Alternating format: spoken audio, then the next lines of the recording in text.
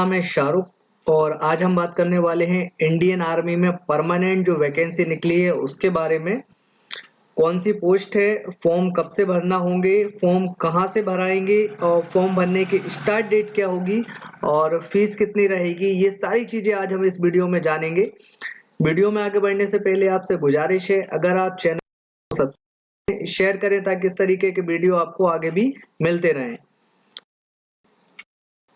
joinindianarmy.nic लिख के आप जब गूगल पे सर्च करेंगे तो इस तरीके की विंडो ओपन होगी। कैप्चर डालने के बाद इस तरीके की विंडो शो करेगी। इसके बाद में मैं आपको बता देता हूं कि आपको कहां पे जाकर डिटेल चेक करना है। उससे पहले मैं आपको इसकी डिटेल बता देता हूं।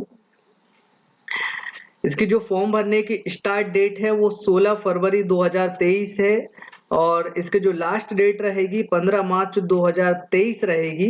15 मार्च तक आप जो है फॉर्म फिल कर सकते हैं और जो इसका एग्जाम होगा वो 17 अप्रैल 2023 को होगा। अगर फीस की हम बात करें तो इसकी जो फीस रहेगी वो 250 रुपये रहेगी और पेमेंट मोड जो रहेगा वो ऑनलाइन रहेगा।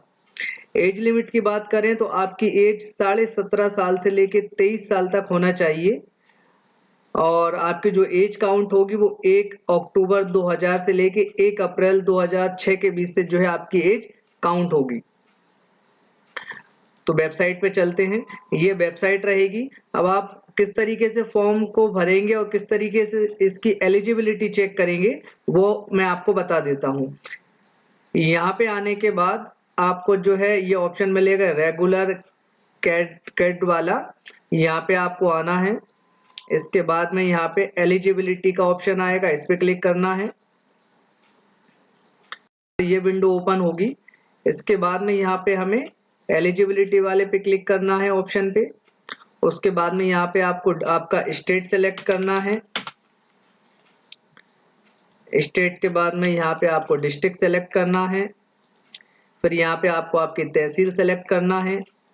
उसके बाद जो भी आपकी हाइट है आपको हाइट सेलेक्ट करना है। इसके बाद आपको आपकी डेट ऑफ बर्थ डालना है, यहाँ पे जो भी आपकी डेट ऑफ बर्थ है डेट ऑफ बर्थ डाल देते हैं। इसके बाद क्वालिफिकेशन डालना है आपको। जेंडर आप जो है 12वीं रनिंग में चल रहे हैं या पास हो चुके हैं वो सेलेक्ट करना है। इसके बाद में मैरिटल स्टेटस डालना है, मैरिड है अनमैरिड है।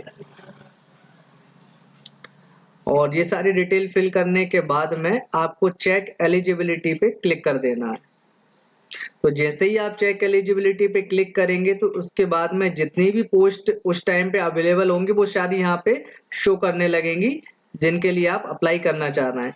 यहाँ पे एक चीज आपको बहुत ध्यान से देखना है कि दो ऑप्शन दिए हुए हैं यहाँ पे, एक है अग्निवीर का और एक है रेगुलर कैडर का। अब इन दोनों में फर्क समझ लीजिए। अग्निवीर का मतलब होता है कि अगर आप अग्निवीर के लिए अप्लाई करते हैं तो उसका एक लिमिटेड टाइम के लिए उसकी वैकेंसी होती है, लगभग 4 साल के लिए। 4 साल के बाद उसमें से कुछ परसेंट लोगों को परमानेंट रखा जाता है, बाकी लोगों को उसके बाद में हटा दिया जाता है। मगर हम बात करें रेगुलर कैडर की तो रेगुलर कैडर का मतलब है कि इस वैकेंसी के लिए अगर आप अप्लाई करते हैं और आप अगर सेलेक्ट होते हैं तो ये जो आपकी जॉब रहेगी ये आपकी परमानेंट जॉब रहेगी, इसमें आपको जो है हटाया नहीं जाएगा। तो रेगुलर कैडर पे हम क्लिक करते हैं तो यहाँ पे ये डिटेल हमारे सामने जो है खुल के यहाँ पे आ जाएगी।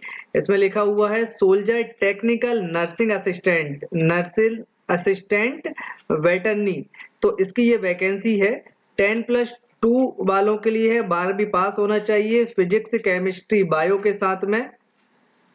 तो आप जो है इस वैकेंसी के लिए अप्लाई कर सकते हैं।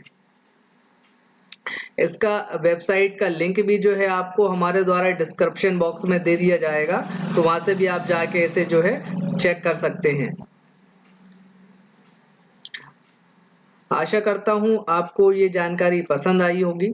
अगर वीडियो पसंद आया है तो चैनल को सब्सक्राइब करें, वीडियो को लाइक करें, शेयर करें ताकि इस तरीके की और भी वीडियो आपको आगे भी मिलते रहें। अगर आप ये चाहते हैं कि आपको ये फॉर्म भी भर के बताया जाए कि किस तरीके से फॉर्म को फिल करना है तो कमेंट बॉक्स में आप हमें बताएं, आपको जो है आगे फॉर्म को फिल करके भी बताया जाएगा। मिलते हैं नेक्स्ट वीडियो में। Thank you.